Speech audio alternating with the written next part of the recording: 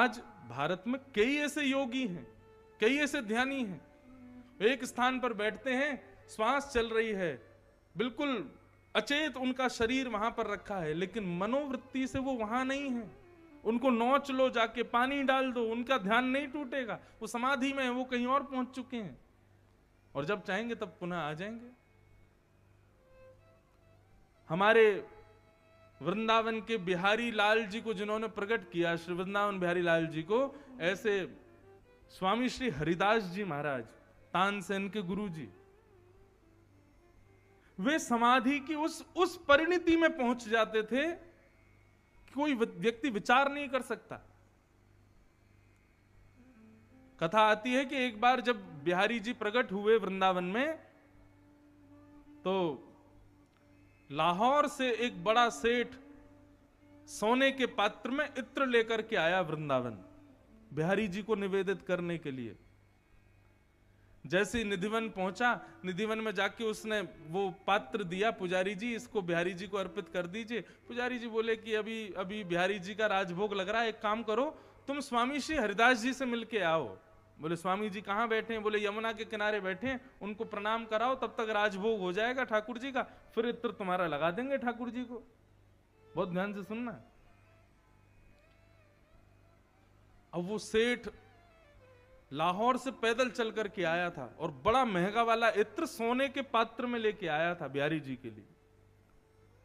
आकर के जैसे ही यमुना जी पर बैठा तो स्वामी श्री हरदास जी महाराज समाधिस्थ बैठे थे। हमारी वृंदावनी भाषा में उसको कहते हैं मानसी में बैठे थे, मतलब मन से सेवा कर रहे थे ठाकुर जी की। देह से यमुना किनारे हैं, लेकिन मन से ठाकुर जी के किसी लीला में चले गए थे। स्वामी श्री हरदास जी बैठे थे। अब वो सेठ पहुंच गया, उसने जाके प्रणाम किया, उसने इत्र का ढक्कन और खोल दिया कि इनको सुगंधी आएगी, तो सुगंधी से इनकी जो ध्यान व्यान कर रहे हैं इनका थोड़ा ध्यान टूटेगा, तो ये आंख खोल के देखेंगे, फिर पूछेंगे कि भाई इत्र कौन लाया, तो मैं बता दूंगा मैं लेके आया। इत्र का ढक्कन खोल करके रख दिया। स्वामी श्री हरदास जी महाराज बैठे थे। थोड़ी देर में पता नहीं क्या हुआ, स्वामी जी ने ऐसे अपने चारों तरफ रेत को रगड़ना शुरू किया, और इतने में ही वो इत्र की शीशी जो रखी थी बड़ी सी, वो हाथ में पड़ गई, और स्वामी श्री हरदास जी ने उस इत्र की शीशी को उठा करके यमुना जी में फेंक दिया। इत्र सहित सोने के पात्र को यमुना जी में विसर्जित कर दिया। सेठ देखता रह गया, बोले ये क्या हुआ? इतना महंगा इत्र सोने के पात्र में लेकर के आया, बिहारी जी को अभी तक चढ़ा नहीं, और ये बाबा के सामने मैंने गलती से धर दिया, इन्होंने तो उठा के जमुना जी में ही फेंक दिया। उसके मन में अविश्वास आ गया। बोले आज के बाद वृंदावन नहीं आऊंगा, आज के बाद ये बिहारी जी के बेमतलब में अपना व्यापार छोड़ के आया, यहाँ तो ये सब बाबा मोड़ा रहते हैं, उल्टे सीधे काम करते हैं, और मेरा बताओ इत्र फेंक दिया। इतने में ही स्वामी जी के नेत्र खुले, प्रसन्नता में बैठे थे। उस सेठ को देखा, सेठ को आशीर्वाद दिया और कहा जाओ बिहारी जी के दर्शन कर लो, भोग पूरा हो गया। उसने भी सोचा हाँ अब इतनी दूर आया हूं तो बिहारी जी को प्रणाम करके चला जाऊंगा वापस लाहौर। जैसे ही निधिवन राज में उसने प्रवेश किया, तो निधिवन में जितने वृक्ष थे उन वृक्ष के पत्तों पर उसी इत्र की बूंद टपक रही थी। और जब कुंज में जाकर के देखा तो श्री वृंदावन बिहारी लाल के मुकुट से लेकर के चरणों तक इत्र की सुगंध से सुगंधित इत्र उनकी ठोड़ी से चुचा रहा था, मानो उसी इत्र से स्नान किया हो बिहारी जी ने।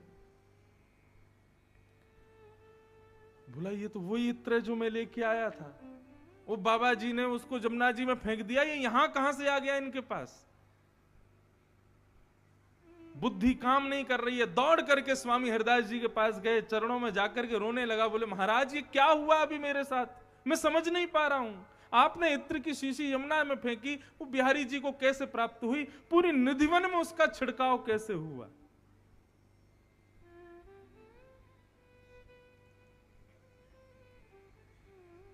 स्वामी श्री हरदास जी मुस्कुराने लगे और बार बार उस सेठ के सिर पर हाथ फेरने लगे। बहुत सावधानी से सुनो। और फिर स्वामी जी ने बताया, बोले अरे मैं देहते तो यहीं बैठा हूं यमुना जी पे, लेकिन मन से श्यामा श्याम होली खेल रहे मैं वहां चलो गए हो। तो आज कन्हैया ने ऐसा रंग डालो किशोरी जी पे, राधा रानी पे, तो राधा रानी ने मुंह से कही, बोले ऐसा रंग लेके आओ या कारे को और कारो करूंगी। मैं रंग ढूंढवे निकलो, इतने में ही तेने इत्र प्रदान कर दियो। मैंने वो इत्र जाकर के राधा रानी को दे दियो और राधा रानी ने ठाकुर जी पे छिड़क दियो। वही इत्र तो को बिहारी जी पे छिड़को वो दिखाई दियो। ये है मानसी सेवा, ये है अष्टांग योग की समाधि की परिणति। अरे कहां तक कहें, भगवान श्री राम जिस कुल में प्रकट हुए उस कुल का नाम क्या है? रघुवंश, राजा रघु।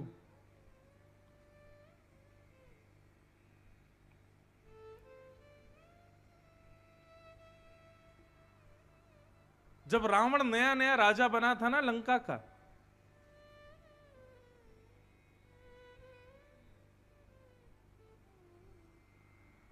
तो रावण ने दिग्विजय की, सारे बड़े बड़े राजाओं को, बड़े बड़े योद्धाओं को हरा दिया।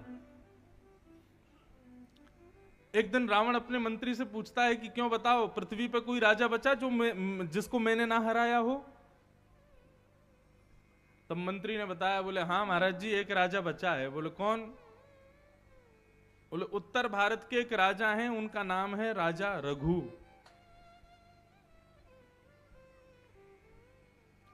रावण बोले तो फिर तैयारी करो, उन पर युद्ध की चढ़ाई करो, उनसे युद्ध करना है मुझको। मंत्री ने कहा, बोले देखिए महाराज जी मैं आपके सामने ज्यादा तो कुछ कह नहीं सकता हूं, लेकिन आपसे प्रार्थना करूंगा कि रघु से कभी युद्ध करने का मन मत बनाइएगा। रावण बोला क्यों? बोले कि उनके बल की पराकाष्ठा अद्भुत है, उनसे युद्ध मत कीजिएगा आप। बहुत ध्यान से सुनिए बंधु, अद्भुत कथा है ये भी।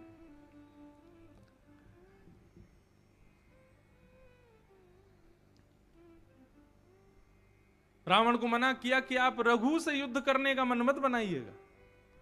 तो रावण बोला ऐसी क्या बला है रघु जिससे मैं युद्ध नहीं कर सकता? तो मंत्री ने कहा मैं आपको एक संकेत कर दूं कि आप युद्ध का मन बाद में बनाइएगा, एक बार जाके रघु के बल को देख करके आइए कि वो कैसे बलवान है। रावण बोला ठीक है। और रावण अकेला ही लंका से निकल गया और अयोध्या आया और रघु के चरणों में प्रणाम किया और प्रणाम करके बोले कि महाराज मैं दक्षिण भारत में लंका स्थान है वहां का राजा हूं, आपसे कुछ दिन योद्धा की विद्या सीखने के लिए आया हूं। बहुत अद्भुत कथा है। तो रघु महाराज मतलब जिस कुल में भगवान राम आए, और रघु महाराज कभी कभी सरजू जी के किनारे ले जाते और रावण को वहां पर कुछ कुछ विद्याएं सिखाते थे। रावण सीखता था। एक दिन रावण ने निवेदन किया, बोले महाराज मेरी लंका चलो, मैं आपको अपनी लंका दिखा के लाऊं, कितनी सुंदर लंका, सोने की लंका, ऐसी लंका वैसी लंका, आदि आदि अपने बखान करने लगा, लंका ऐसी है। तो रघु महाराज बोले अच्छा। तुरंत रघु जी ने एक तिल्ली उठाई, एक सीख जैसी उठाई और सरजू जी के किनारे रेत में ही एक नक्शा बनाया और नक्शा बनाते बनाते बनाते बनाते पूर्ण करके रावण को बोले जरा देखना। रावण ने जैसे ही देखा बोले कि ये तो मेरी लंका का नक्शा है, आपको कैसे पता? रघु बोले बैठो। और फिर उन्होंने उंगली रख रख के बताया, यहाँ पे तुम सोते हो, यहाँ पे तुम खाते हो, यहाँ तुम्हारी पत्नी रहती है, यहाँ तुम्हारा भाई कुंभकर्ण सोता है, यहाँ पर तुम्हारा भाई विभीषण रहता है, यहाँ पर ये पूरी लंका का डायग्राम और लंका में इस समय क्या हो रहा है सब कुछ रघु महाराज ने रावण को बैठे बैठे दिखा दिया। रावण बोला ये विद्या मुझे सिखाइए। रघु बोले कि अब तुम ज्यादा जिद मत करो, ये सब करने के लिए बहुत बहुत पराक्रम होना चाहिए। रावण बोला नहीं नहीं, आपको आपको मुझे सिखानी पड़ेगी। अब थोड़ी बहुत कुछ बातचीत ऐसी हुई कि रघु का हाथ उसी नक्शे पर एक स्थान पर एक कोने पर रख गया, और जैसे ही रखा तो रघु महाराज सिर पकड़ के बैठे, बोले अरे राम भाई तो बहुत बड़ा अनर्थ हो गया। रावण बोला क्या हुआ? बोले गलती से ये थोड़ा सा तुम्हारे लंका का नक्शा मेरे हाथ से मिट गया है। तो बोले तो इससे क्या हुआ? बोले तुम्हारा इतना हिस्सा समुद्र में बह गया अभी अभी। रावण बोला ये क्या देख रहा हूं मैं, वास्तव में बह गया। बोले जाके देखो। रावण दौड़ करके गया तो उतना हिस्सा सच में समुद्र में बह गया था। रावण ने बड़े बड़े योद्धाओं को बुलाया और बड़े बड़े ऋषियों को बुलाया, बोले रघु को कैसे हराऊं मैं? तब एक ऋषि ने बताया, बोले रघु को हराने के एक ही उपाय है। बोले क्या? बोले उनकी पत्नी का पातिव्रत धर्म है जो रघु की रक्षा करता है। यदि उनकी पत्नी का पातिव्रत धर्म टूट जाएगा, रघु उसी समय हार जाएंगे।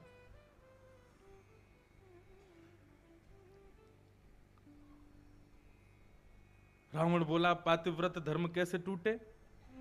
पातिव्रत धर्म का एक ही है कि पति के अलावा सब भाई बंधु हैं, उनके अतिरिक्त किसी के प्रति दृष्टि ना पड़ना, ये पातिव्रत धर्म था उनकी पत्नी का।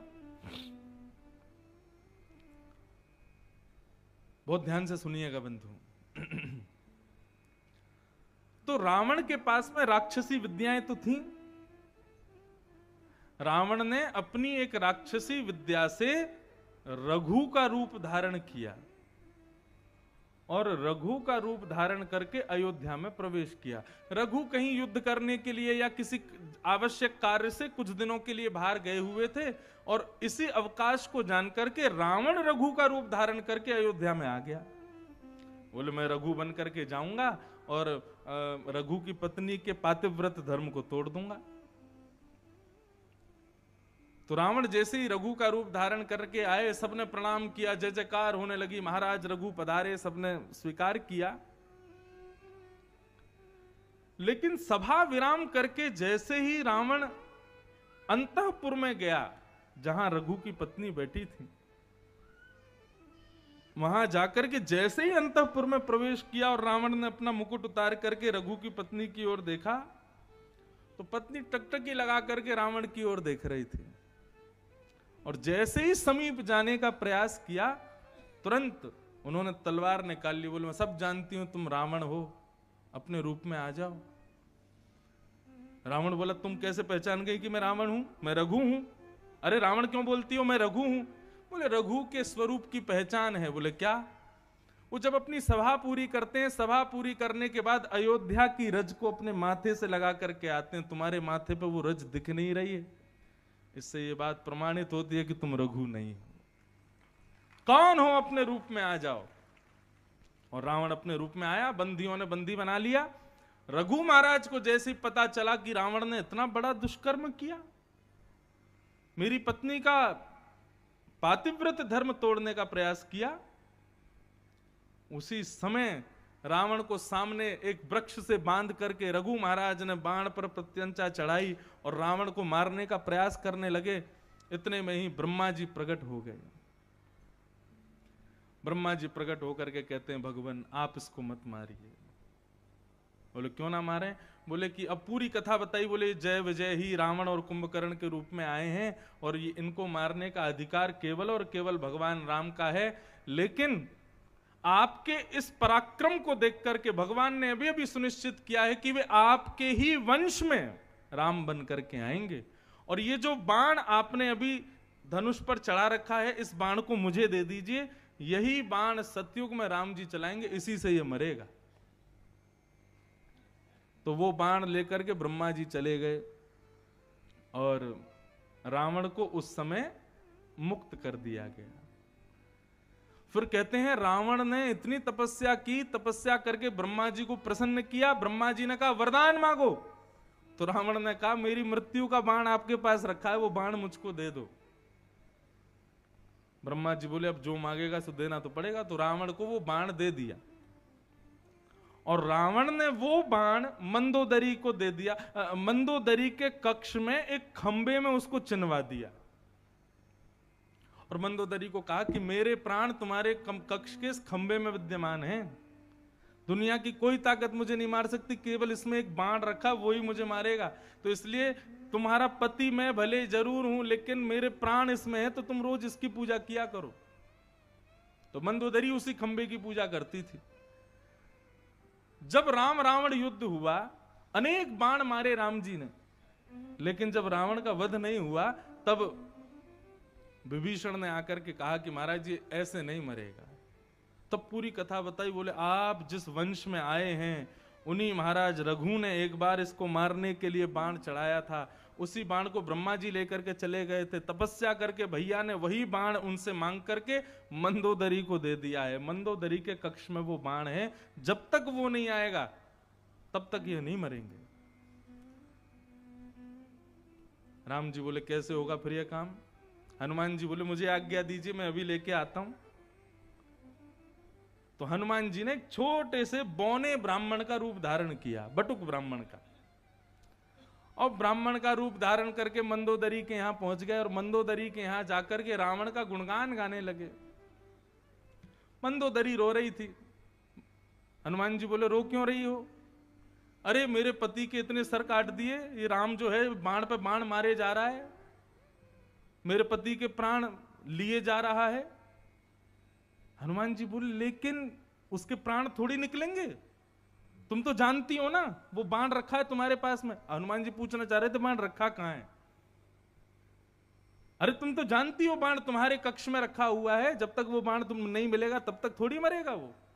अरे हाँ हाँ हाँ विप्र देवता आपने बढ़िया याद दिलाई, वो बाण तो मेरे पास ही रखा है। तो हनुमान जी बोले अच्छा वो कहाँ है, वो खंबा दिखाओ जरा, हम भी थोड़ी उसकी पूजा कर जाएं।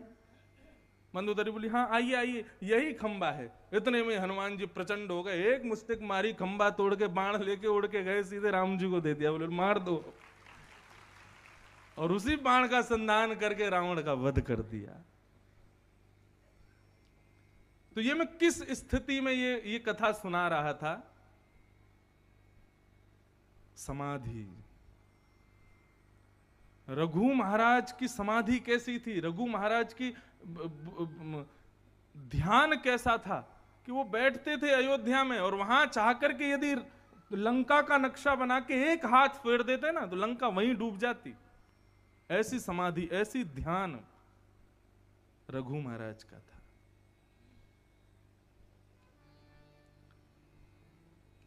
तो इसलिए भैया ये अष्टांग योग जो है, प्रयास करो धीरे धीरे जीवन में आवे। यम, नियम, आसन, प्राणायाम, प्रत्याहार, ध्यान, धारणा, समाधि हमको निर्बल बनाता है हमारा मन, और यदि वही मन हमारे वश में हो जाए तो हमको सबसे प्रबल बना देगा वही मन।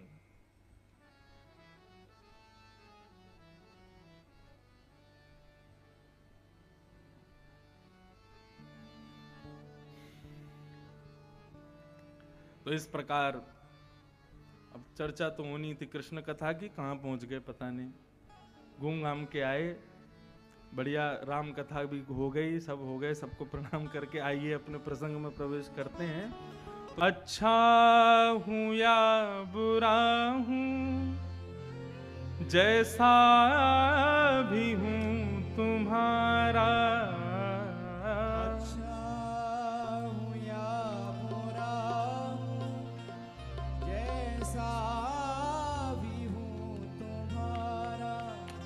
सब लोग गाओ मेरे साथ।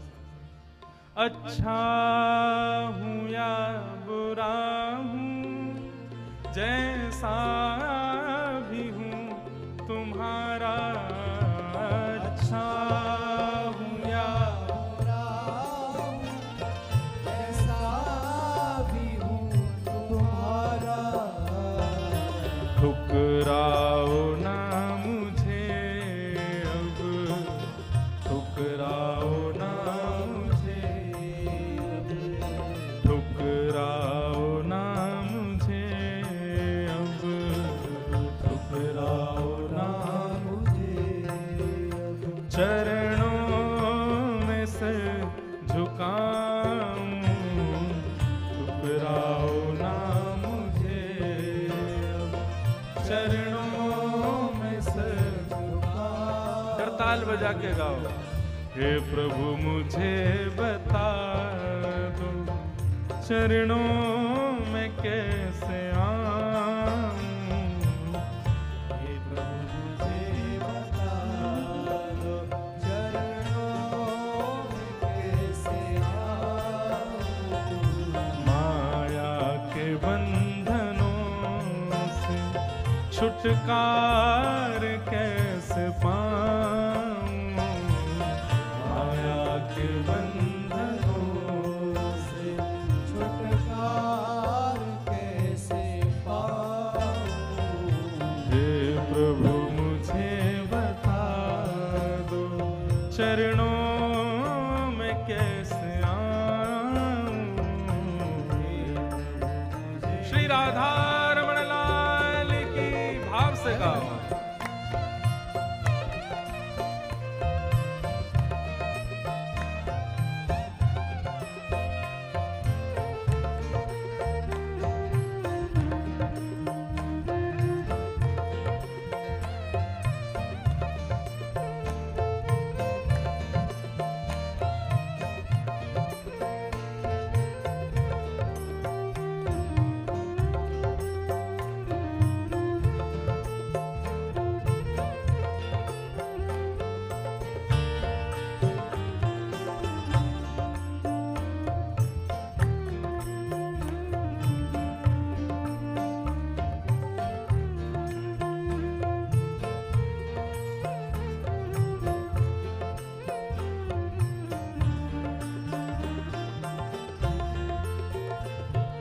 मैं हूँ पतित स्वामी।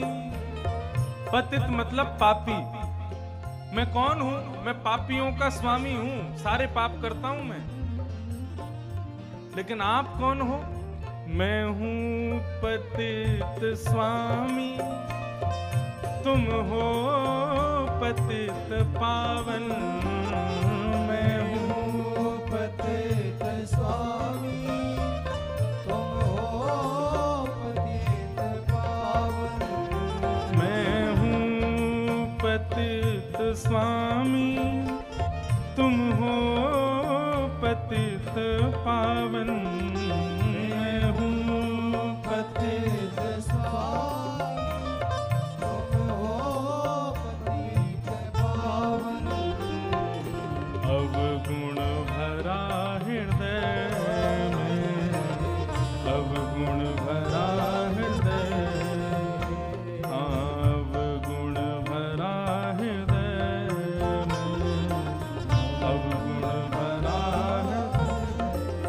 तो इससे कैसे मैं दिखाऊं, अब गुण भरा हृदय। इसके कैसे मैं बताऊं। हे प्रभु मुझे बता दो, चरणों में कैसे आऊं। हे प्रभु मुझे बता दो, चरणों में कैसे आऊं। माया के बंधनों से छुटकार कैसे पाऊं।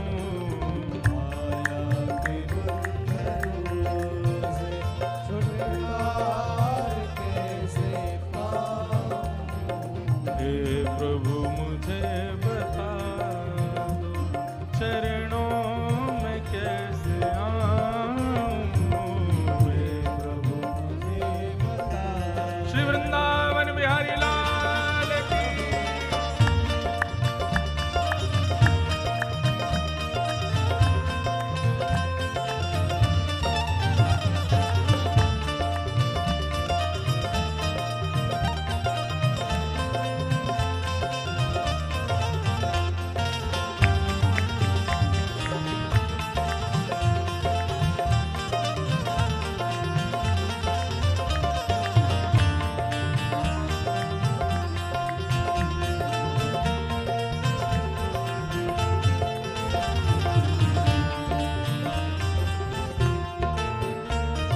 ना जानू कोई पूजन, अज्ञानी हूँ मैं भगवन। जानु कोई पूजन, अज्ञानी हूँ मैं भगवन। ना जानू कोई पूजन, अज्ञानी हूँ मैं भगवन। ना जानू कोई पूजन, अज्ञानी हूँ मैं भगवन। करना कृपा दयालु, करना कृपा दयालु, करना कृपा दयालु, करना कृपा। ओ बंधन से छूट जाऊं, करना कृपा दयालु, बंधन से छूट जाऊं। हे प्रभु मुझे बता दो, चरणों में कैसे आऊं। हे प्रभु मुझे बता दो, चरणों में कैसे आऊं। ओ हे प्रभु मुझे बता दो, चरणों में कैसे आऊं। हे प्रभु मुझे बता दो, चरणों में कैसे आऊं। भगवान इतना कीजे, अपनी ही भक्ति दीजे। भगवान इतना कीजिए, अपनी भक्ति दीजिए। ठाकुर जी से प्रार्थना के रूप में हम दुनिया भर की भाव कह देते हैं, लेकिन जब कभी भी ठाकुर जी के सन्मुख जाए ना, तो ठाकुर जी से कहना चाहिए, मैं आपका भक्त कैसे बनूं, आप ही मुझे बनाओ, मुझे नहीं आता कुछ भी। एक छोटा बालक होता है ना, वो सदैव अपने माँ के अधीन रहता है। माँ जैसे तैयार करेगी, माँ जैसे सुलाएगी, माँ जो खिला देगी, उसके अधीन ही रहता है। तो जब तक माँ के अधीन बालक रहता तब तक अच्छा भी रहता है। जैसे ही वो अपनी जिम्मेवारी अपने ऊपर लेता है, सोच बिगड़ना शुरू हो जाता है उसका। इसलिए ठाकुर जी के सन्मुख एक बालक की तरह ही रहो। आप जानो प्रभु, मुझे कुछ नहीं पता, सब ठाकुर जी पे अर्पित करके रहो, अपना कर्म करते रहो। फल क्या मिलेगा ठाकुर जी पे छोड़ दो, आपको जो उचित लगे वो मुझको दीजिएगा। भगवान इतना कीजे, अपनी ही भक्ति दीजे। भगवान इतना कीजिए, अपनी भक्ति दीजिए। हे भगवान इतना कीजे, अपनी ही भक्ति दीजे। इतना कीजिए, अपनी भक्ति दीजिए। ओ प्रेम आप में ही, ओ प्रेम आप में ही, ओ प्रेम आप में ही, ओ प्रेम आप। ओ तुमको न भूल पाऊं, ओ प्रेम आप में, तुमको न भूल पाऊं। हे प्रभु मुझे बता दो, चरणों में कैसे आऊं। हे प्रभु मुझे बता दो, चरणों में कैसे आऊं। हे माया के बंधनों से छुटकार कैसे पाऊं। माया के बंधनों छुटकार कैसे भाव से गाओ। गोविंद बोलो, हरि गोपाल बोलो, गोविंद करताल बजा के। गोविंद बोलो, हरि गोपाल बोलो, बोलो हरि गोपाल। श्री राधा रमण हरि गोविंद बोलो, राधा रमण हरि गोपाल। श्री राधा रमण हरि